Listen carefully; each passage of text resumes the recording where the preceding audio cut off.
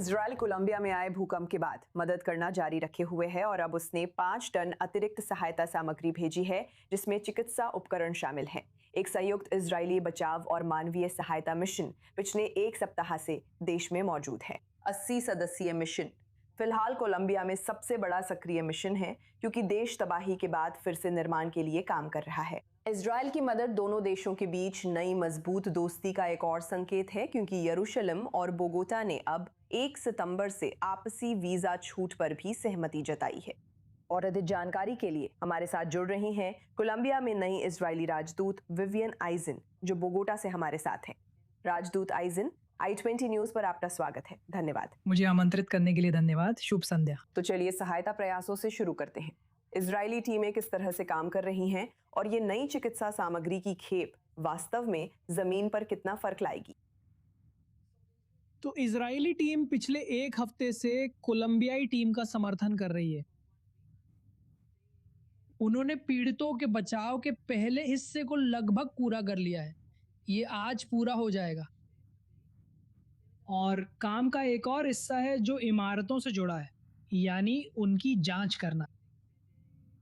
और अगर वे स्थिर हैं और लोग उनमें वापस आकर रह सकते हैं, अस्पताल, स्कूल आदि, तो ये हिस्सा रविवार को पूरा हो जाएगा। और जिस विमान से उन्हें वापस इजराइल ले जाया जाएगा, हम उसमें 5 टन की एक और सहायता ला रहे हैं, जो उस विमान में लाई गई सहायता में जोड़ी जाएगी, जिसमें बचाव दल यहाँ आया था। और इसमें शायद एक तीसरी सहायता भी जोड़ी जाएगी, जो यहाँ बोगोटा में दी जाएगी, उन उत्पादों के साथ जो आप यहाँ कोलंबिया के बोगोटा में खरीदने वाले हैं। ठीक है, ये बचाव दल जो महत्वपूर्ण काम कर रहे हैं, इस टीम का कोलंबिया में कैसा स्वागत हुआ है? क्योंकि आपने कहा था कि वे सीधे कोलंबिया के बचाव दलों के साथ काम कर रहे हैं। तो वे बहुत सहयोगी तरीके से एक साथ काम कर रहे हैं। उनका बहुत अच्छा स्वागत हुआ है। वे ऐसी तकनीकें और विशेषज्ञता लेकर आए हैं जो यहाँ कोलंबिया में मौजूद नहीं है। और जो काम किया गया है वो कोलंबियाई लोगों के लिए वाकई बहुत महत्वपूर्ण है। वे कई पीड़ितों को बचाने में सक्षम रहे और उनके पास विशेष तकनीक है जिसमें ड्रोन्स शामिल हैं, जो उन्हें खोजने की अनुमति देती है। गिर चुकी इमारतों में पीड़ितों को खोजने की अनुमति देती है। दुनिया के दूसरे हिस्सों में इजरायली विशेषज्ञता का इस्तेमाल होते देखना अद्भुत है। राजदूत आइजन, आपके बारे में क्या? कोलंबिया में आपका कैसा स्वागत हुआ है? मेरा मतलब है, दूतावास में आपका पहला दिन सिर्फ 2 दिन पहले ही था। इस नई भूमिका में आपकी पहली प्राथमिकता क्या है? बिल्कुल, जो कुछ भी चल रहा है उसके कारण सब कुछ थोड़ा अस्त व्यस्त है और साथ ही सरकार भी बहुत व्यस्त है, क्योंकि वे भी इसमें शामिल हैं। भूकंप के कारण भी सब कुछ थोड़ा अस्त व्यस्त रहा है, लेकिन मुझे बहुत बहुत अच्छा स्वागत मिला। मैं कोलंबियाई लोगों की गर्मजोशी महसूस कर सकती हूँ।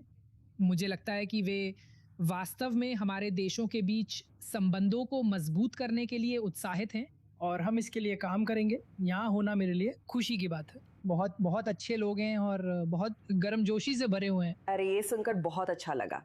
और जब आप इन दोनों देशों के बीच के रिश्तों की बात करते हैं, वीजा आवश्यकताओं को हटाने का फैसला इन अच्छे रिश्तों से बनी सकारात्मक गति को आगे बढ़ाने में कैसे मदद करेगा, खासकर इजराइल और कोलंबिया के नागरिकों के बीच? तो बिल्कुल शुरुआत से हमारे पास कम से कम 3 विषय थे जिन पर हम शुरू से बात करना चाहते थे। उनमें से एक वीज़ा था जिस पर आखिरकार हमने कल सहमति बना ली कि 1 दिसंबर से इन्हें रद्द कर दिया जाएगा। दूसरा विषय जो हमारे लिए बेहद महत्वपूर्ण था, वो था इजराइल को कोयले के निर्यात पर लगे प्रतिबंध को रद्द करना। ये फैसला पिछली सरकार के दौरान लिया गया था और अब सरकार के पहले हफ्ते में इसे रद्द कर दिया गया है। और तीसरी चीज़ जो पिछली सरकार के दौरान खतरे में थी, वो हमारा व्यापार समझौता था, जो 2013 में साइन किया गया था, जिसे लागू किया गया 2020 में लागू किया गया था।